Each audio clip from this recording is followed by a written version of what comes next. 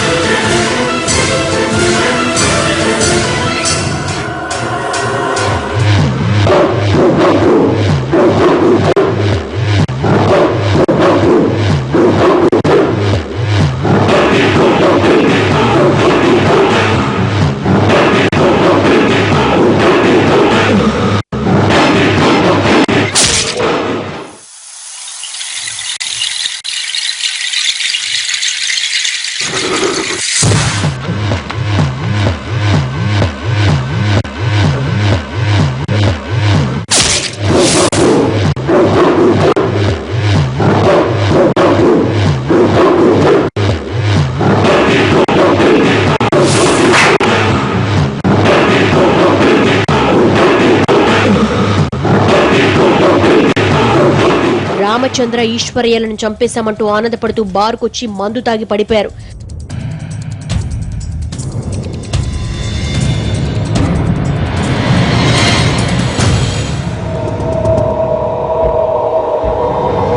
మర్నాడు విషయం పోలీసులకు తెలిసిందే.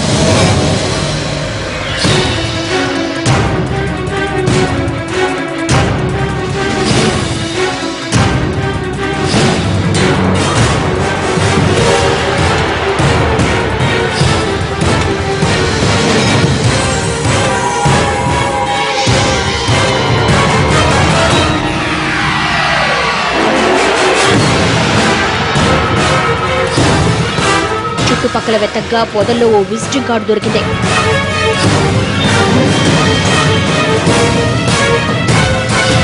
అక్కడ వాళ్ళు వదిలేసిన ఓ బైక్ కూడా స్వాధీనం చేసుకుని రాజు ప్రవీణ్లను పట్టుకున్నారు.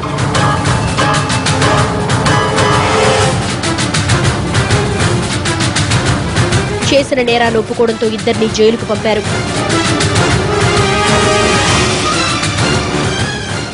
తెలియని వాళ్లకంటే తెలిసిన వాళ్లను చంపడం తేలిక.